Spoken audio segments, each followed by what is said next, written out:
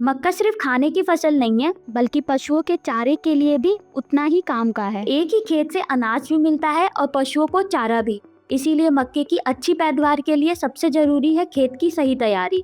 मक्के के लिए उपजाऊ भुरभुरी और अच्छी जल निकासी दोमट मिट्टी सबसे उपयुक्त मानी जाती है, जिसमें जैविक पदार्थ भरपूर हो, जिससे पौधे को ताकत मिलती है। साथ ही पोषक तत्वों का अवशोषण बेहतर होता है।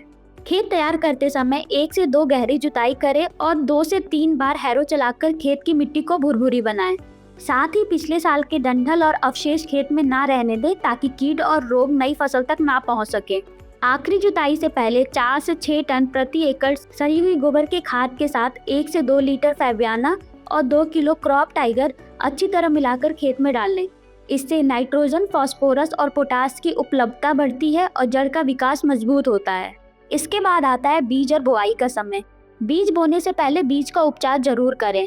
इसके लिए बीज को 5 से 10 ml ट्राइकोपेप वी में डुबोकर 10 मिनट के लिए रखें, जिससे बीज और मिट्टी से फैलने वाली बीमारियों से बचाव होता है और अंकुरण अच्छा होता है। साथ ही साथ पौधे की मजबूत शुरुआत होती है। लेकिन अगर आप रासायनिक खेती करते हैं तो टोसम 70 5 से 10 ग्राम प्रति किलो बीज का इस्तेमाल कर सकते हैं।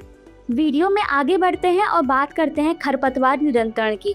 मक्के की फसल में शुरुआती दिनों पे खरपतवार सबसे ज्यादा संवेदनशील होते हैं।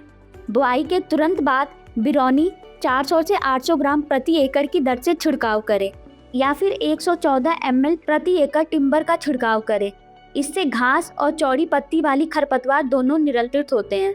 जब पौधा निकल आते हैं तब शुरू होता है जड़ विकास और पोषण लेने का चरण।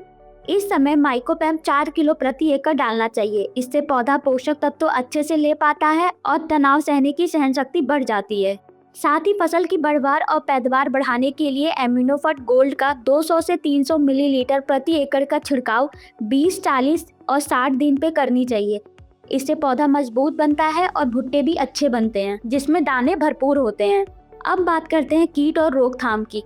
हर अवस्था में अलग अलग कीट और बीमारियां सक्रिय होते हैं, इसीलिए सही समय पर सही उपाय करना बहुत जरूरी होता है। जब फसल 20 से 45 दिन की होती है तो अक्सर फाल आर्मीवॉर्म, तना छेदक और भुट्टा इल्ली जैसे कीट छिपकर पत्तियों और तनों को नुकसान पहुंचाते हैं। अगर इस अवस्था में कीट को ना रोका गया तो पौधा कमजोर हो जाता है और आगे चलकर भुट्टा सही तरह से नहीं बन पाते। इसीलिए सही समय पर सही उपचार करें। अगर आप जैविक खेती करते हैं तो आप जियामी 2 किलो प्रति एकड़ के हिसाब से छिड़काव कर सकते हैं, और अगर आप रासायनिक विधि से खेती करते हैं तो 60 ml प्रति एकड़ के हिसाब से पेपोरा का इस्तेमाल कर सकते हैं। ये दवा खास तौर पे इल्लियों पे असर करती है। इल्लियां इसे खाते ही मर जाती हैं, लेकिन पौधा, मिट्टी और मित्र कीट सुरक्षित रहते हैं। इससे फसल को कोई जहरीला नुकसान नहीं होता और आगे चलकर बढ़वार और पैदावार दोनों अच्छी बनती हैं। साथ ही अगर खेत में रस चूसक और चबाने वाली कीट दिखाई दे तो 50 से 80 ml प्रति एकड़ ठेकेदार का इस्तेमाल करें। ये दवा अंदर और बाहर दोनों तरह से काम करती हैं और फसल को लंबे समय तक सुरक्षित रखती हैं, जिससे भुट्टा और पैदावार दोनों अच्छा बनता है। फसल बढ़वार के दौरान अक्सर रोग का हमला होता है। मक्के की बढ़वार के समय मौसम में नमी बढ़ने पर पत्ता झुलसा, लेट ब्लाइट, चारकोल सड़न जैसी समस्या आती हैं। ये बीमारियां धीरे धीरे पत्तियों को सुखा देती हैं और पौधे की ताकत कम कर देती हैं। जैसे ही पत्तियों पर धब्बे, पत्तियां मुरझाना या सड़न की शुरुआती लक्षण दिखाई दे, उसी समय जैविक विधि में 2 लीटर प्रति एकड़ पैपिलस का छिड़काव करें और रासायनिक विधि में क्लाउन का इस्तेमाल करें।